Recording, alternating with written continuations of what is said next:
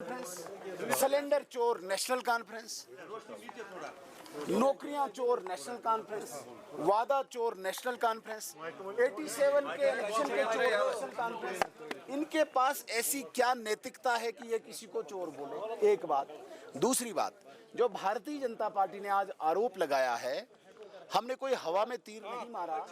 हमने बहुत स्टडी के बाद, हमने बड़े होश हवास में इस बात को सरकार पर ये जिम्मेदारी ठहराई कि पिछले एक साल से जब से ये हुकूमत नेशनल कॉन्फ्रेंस की जम्मू कश्मीर में आई है, इस एक साल में सिर्फ एजुकेशन डिपार्टमेंट की अगर बात करते हैं, यहाँ के टीचर्स, यहाँ के मास्टर्स, यहाँ के लेक्चरर्स, यहाँ के प्रिंसिपल्स को लगातार इन्होंने टाइमली प्रमोशन भी दिया, लगातार उनको ट्रांसफ़र भी किया।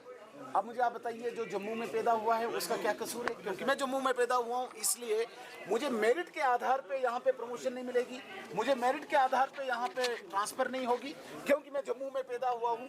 और नेशनल कॉन्फ्रेंस, इनका एक ही मकसद है, रिलीजन और रीजन के नाम पे एक दीवार पैदा करना।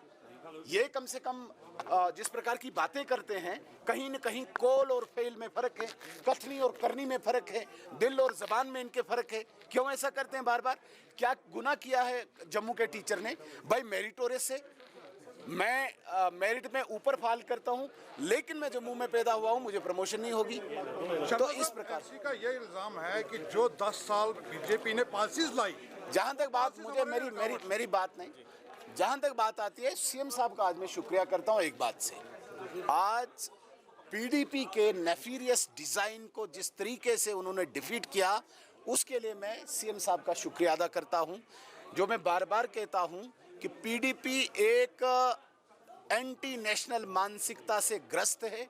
इस प्रकार के बिल्स को लाके जम्मू कश्मीर में उन इलीगल एनक्रोचर्स को, जिनका मकसद, जिनकी इंटेंशन डेमोग्राफिक चेंज है, जिनकी इंटेंशन लैंड जहाद है, ऐसे लोगों को ग्लोरीफाई करने के लिए, ऐसे लोगों को रेगुलराइज करने के लिए पीडीपी ने जो बिल लाया था, जिस प्रकार से आज सीएम साहब ने उसको विड्रा करके, रिजेक्ट करके जवाब दिया, उसके लिए मैं सीएम साहब का बहुत बहुत शुक्रगुजार हूं। जितना टाइम एलजी साहब का एडमिनिस्ट्रेशन ने यहाँ काम की, आप वहाँ डाटा निकालिए, आज तक इतनी जो एम्प्लॉयमेंट है, इतनी रिक्रूटमेंट आज तक कभी नहीं हुई है जितनी एलजी साहब के दौरे इस एडमिनिस्ट्रेशन में हुई है।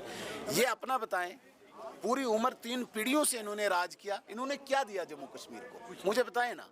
लोग दरबदर हैं, नौजवान परेशान हैं, और वैसे भी एलजी साहब का कार्यकाल हम क्यों लें? एलजी साहब, उनका भी एलजी साहब था, वो इस बात को स्पष्ट करें कि भाई वो एलजी को नहीं मानते हैं क्या? तो हमारा तो कोई टाइम ही नहीं, टाइम उन्हीं का रहा है, हमेशा टाइम उन्हीं का रहा है, चौथी पीढ़ी उनकी टाइम ले रही है यहाँ पे, तो हमारा इसमें कौन सा दोष?